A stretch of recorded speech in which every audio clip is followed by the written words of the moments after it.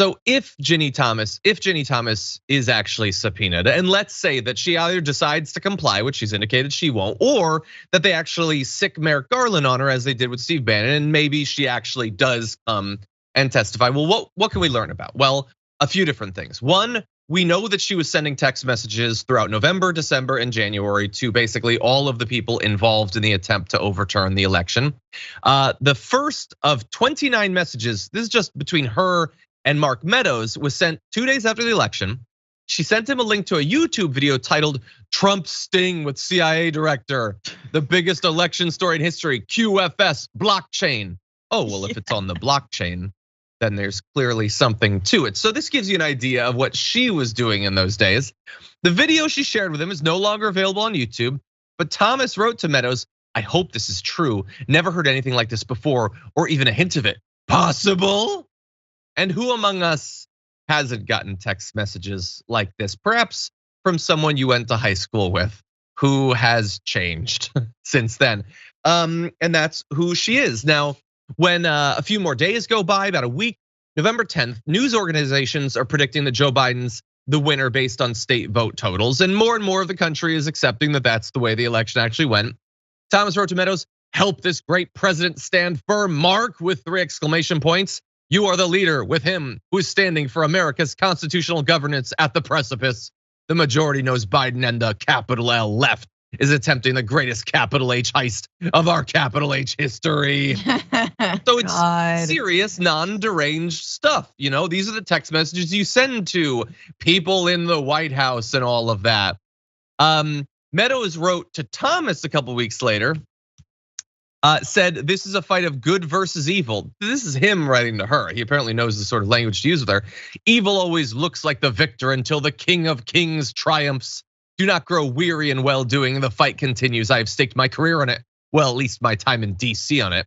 And Ginni Thomas responds, "Thank you, needed that. This plus a conversation with my best friend just now. I will hold, we'll get back to that. I will try to keep holding on. America's worth it." Who's her best friend now? Yes, I know that man's best friend is a dog. It's why I brought 2 to the studio right now. But she and her husband have always described each other as best friends. So all of this King of Kings will win out over the great evil of democracy stuff, she was apparently reassured by conversations she was having with Clarence Thomas on November 24th, Francesca. That is interesting stuff. I really want her to testify. Now you're more. Now I really want her to. I still don't think it's gonna happen, but I think it is incredibly damning. We all know who her best friend is, obviously. Yes, it is Clarence Thomas. Impeach this man. And the other thing is, Mark Meadows hasn't testified. So these are big missing pieces. Mark Meadows is probably one of the biggest missing pieces in terms of all these testimonies. And then Ginni Thomas, and then of course, Bannon pretty much said the quiet part out loud. Like, we know it, we get it. We get what you're going to say. You said it, we've got those leaked tapes and all that. I really hate Liz Cheney for so many reasons. And what are you talking about? She's our hero. I stan a queen.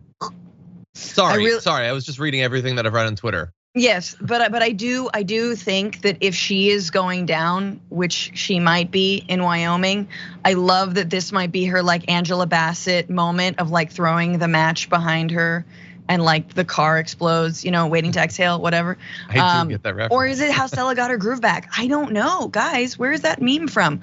The point is, it must be both. The point is, Angela Bassett just like walking away from the flames. And so I think that I would get some cathartic satisfaction out of seeing Liz Cheney grill Ginni Thomas. Because you can't really run from, that's a pretty damning tweet. Tweets. The last text message about talking with Clarence Thomas. Yeah.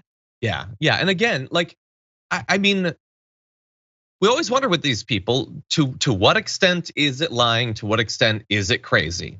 Or both? With her, I think it's crazy.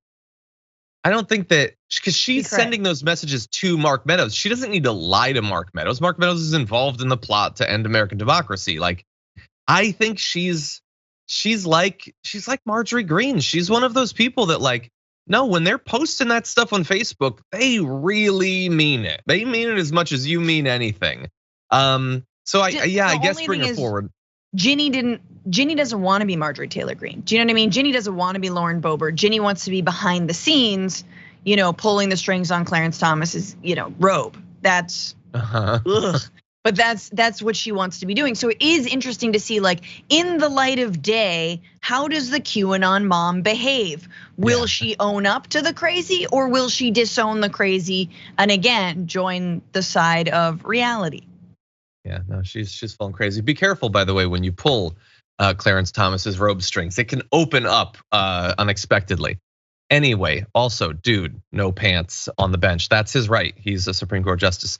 Now, really fast, I want to ask you a question about another sort of testifying. It's not going to happen. This is purely speculative, just for fun. It's a Monday. We're having fun. It would seem like you'd want Ginni Thomas and you'd want Mark Meadows and you'd want all these people who were involved in it. It also seems like you should probably have like Pence and Trump. Like Trump is the guy who did it. If there was a thing that was done, he was the guy that did it. And I mean, look, he's, I would assume, not gonna do it even if they asked him. And they've shown no interest in bringing him forward. And admittedly, there is a risk to doing that, similar to what we were talking about before with Ginni Thomas. So I would ask you, if there were three possibilities, what would you do were you to be Liz Cheney?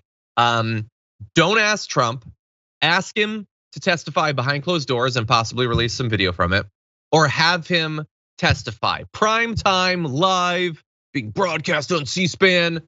What would you do? I think the best thing for them to do is to interview him, not live, for sure, pre-recorded. Why specifically would you not want it live? Because he's a grandstander and he knows that he has an audience. If they are all, if he's going to be live, he can say whatever the hell he wants. He has full control. They can't edit it out in the moment. There won't be any agreed upon thing he's going to say or questions. And so, yeah, it'll just be essentially what we saw with him debating Joe Biden. Yeah. Constant interrupting and just creating his own reality out of whole cloth. But if you get him off, I'm like hidden camera. We've gotten that. I guess that didn't work either, did it? We've gotten so many hidden camera moments for Donald Trump. But yeah, no, I think if you did subpoena him and you interviewed him and not live, that would be the best. Yeah, look, I agree with you that I think he would totally grandstand and he wouldn't. So he would go in intending to provide no information, of course. He doesn't care about the fact whether he was under oath or whether there could be any perjury. Like, I don't think there would be anyway, but even if there were, he wouldn't care. The only upside to that is that lots of people would tune in, and we want people to, although it could be hijacked. But he is kind of like, what's the movie with Tom Cruise and he's the lawyer for the Air Force? The courtroom drama. You can't handle the truth. Yeah. I didn't see it. Oh, okay. Well, I only saw it recently, actually. That movie, A Few Good Men. Thank you, audience. That climax always bothered me because, thank you, Marisa. That climax always bothered me because, like, come on, he's just gonna start blurting out stuff. Maybe. You know who would do that though? Trump. He loves blurting out stuff. So there might be some upside. But the other thing is, and maybe this is a self-destructive impulse that I'm feeling. Does it not bother you that he doesn't have to testify about any of this stuff? And I don't just mean here that he's cruised for a year and a half since all of what he did. January 6th is the part we focus on, but there was so much that was so awful. But he didn't even have to talk to Mueller. Remember, he only did a few he wrote responses to a few questions. That's it. For all of what happened in all of that for multiple years. So he can do all of this stuff and he never suffers any consequences. Steve Bannon, we were joking earlier about how few days he might spend in prison for, openly defying the subpoena. That will be more consequences than Trump has for all of it, for more than a half decade of criminal acts, obstruction of justice, all of that stuff, witness tampering, and he'll never have to actually sit down and be asked tough questions. That just bothers me so much. What about you? Yeah, we live in a country where you can allegedly attempt to use a fake $20 bill and die at the hands of a police officer, where you can play with a toy gun in your own yard and die at the hands of a police officer, where you can peacefully protest for your civil rights and be arrested and thrown to the ground and tear gassed. And yet a sitting president, a former president of the United States of America can attempt to overturn an election and sic a giant mob on a Capitol building, including his own fellow lawmakers, and nothing happens. Yep. Amazing. I know, it's ridiculous. It's ridiculous. Well, I don't know, maybe at the very least we'll get Ginni Thomas. And I've never really seen her. Maybe people have, maybe I just missed it. I've never seen her like live interviewed, hostile, like, or even non-friendly interview. God, imagine the stuff that she would say, that she might reveal about Clarence Thomas. Just think about it. A lot of this is about getting them to say things, about realizing what you're trying to get them to say. It's about outwitting them. Right. And few people seem as outwittable as Ginni Thomas. She's so crazy. Anyway, I don't know about that. We'll see. No? I think she outwits Clarence Thomas, but I think that's a low bar. Yeah, I don't think he cares. He doesn't care. I think he gave up. He's been on the senior slump for like 25 years.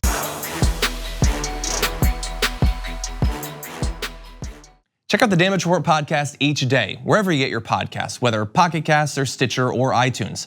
You can join me as I give you the news and stories you want, with a range of co-hosts and interview guests jumping in on the fun each day. Again, that's the Damage Report, wherever you get your podcasts. And if you get them at iTunes, don't forget to rate and review. Sometimes I'll read them live on the show.